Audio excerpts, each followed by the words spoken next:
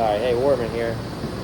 In previous videos, you guys saw how to replace the engine air filter on my 2005 Pontiac Grand Prix. It's just a vehicle I'm using as a generic demonstration for this. Remember, you always have your resources. Use your service manual, your online service information to find vehicle-specific procedures for the vehicle you're working on. What I'm showing you is just a general procedure. Also, in your curriculum online, CDX, there are skill drills in there to show you guys step-by-step generic procedures how to do this, but I'm just going to throw a little bit into it extra. Today, we're going to be talking about a different type of air filter, and we're going to be talking about a cabin air filter, or sometimes they call it a passenger compartment air filter.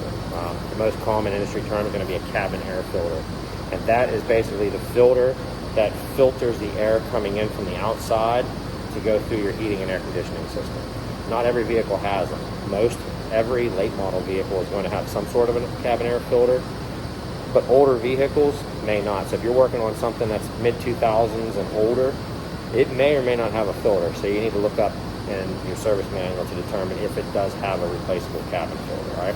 This is a very neglected item, probably more neglected than the engine air filter, because some of them are pretty easy to get to. Some of them are a little more pain to get to. Some of them you have to remove the glove box and part of the dash panel to get to. Some of them are just a couple clips that drop out and you pull the filter out and put it in. So they're overlooked because most people don't even know they have an air filter in their dash. So this is something that you guys should be checking on customers' vehicles when they come in for services, multi-point inspections, things like that. So I'm going to give you a quick rundown on that. First and foremost, what I did is ahead of time I went on ProDemand and I looked up my service information for the passenger compartment air filter replacement and printed out the step-by-step of how to replace this filter. So I'm going to have that here just as a reference to work through. All right, so I'm going to get the camera repositioned so you can see where we're working, and we'll get knocking this out. Hang tight. In the service manual, it's saying here that we need to position the windshield wipers in the up position by keying the ignition off when the wipers reach the position. Open the hood, position the side, the rear hood seal halfway to the center. If we're not sure how to do that, we can click on this tab. When it's up on the computer screen, it'll show us how to do that. Remove the washer hose from the right air inlet grill and position aside, and remove the two push pin retainers and remove the grill. Basically what we're doing is we have an outside grill. This vehicle up in the cowl panel has a removable panel that we can take off and get access to it. Some vehicles you do it from the inside of the vehicle behind the glove box or something, but as you can see here, this is the push pins that they're talking about. There's a couple push pins and a push pin over there and your complementary pine cone. So we're going to take this panel off here and get access to the cabin air filter. All right guys, so I went ahead and removed this trim panel. To do that, we had to pull this off halfway across here. This weather stripping that seals off from water running down into the engine bay. We had to unclip the washer fluid hose from the clips on here, and then we had to remove the push pins out of there just using our trim tool. We get underneath these and pop them up, and then get underneath the bottom and pop them all the rest of the way out. So now we're gonna set this off to the side. Also, what I want to show you guys is there was a hidden tricky little clip. I actually had to open the door, and right inside there was another little push clip that holds that trim piece on around here. So make sure you're always double checking and taking a look and following the procedures so you don't miss something like that. All right, so now we are ready to get this filter pulled out of here. So let's take a look here and see what we got to do. This has a little trim cover on it. Also right here, this is just a deflector that helps keep the water that runs down the windshield, to keep the water running across here, down and out below the fender, so that way it doesn't run right down to the cabin air filter. If it did, well then obviously you have water on the inside of the vehicle, and that's not good. All right, so I'll grab you guys here, bring you in.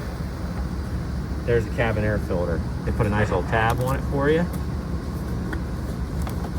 Pull this up and out.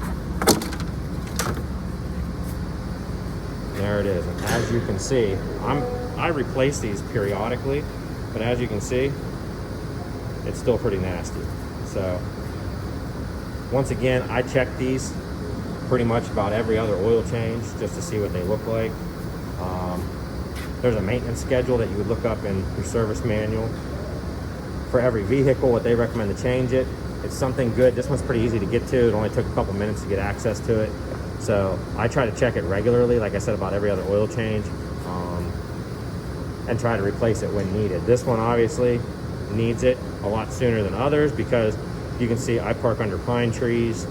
So it's not really in a clean environment. So there's a lot of pine needles and things in there, all right? This is what's protecting you from breathing all this stuff in. So we're gonna go ahead and replace that. Give you a little look down in there.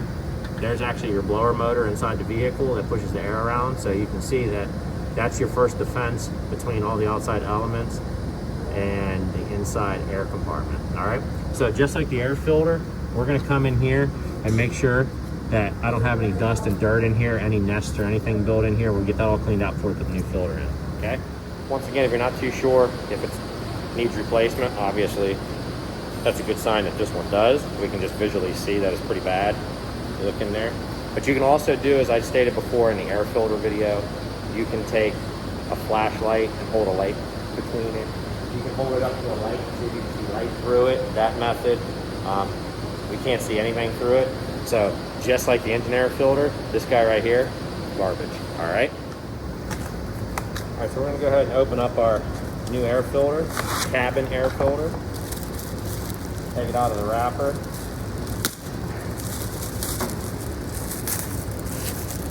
Make sure it looks right, which it does. All right, you wanna take a close look at any directions on it. This has airflow, and it's pointing the direction that it needs to be installed. So it actually needs to go in like this because air is flowing from the outside into this, out of it into your passenger compartment. So we got that correct. Slide this down in here.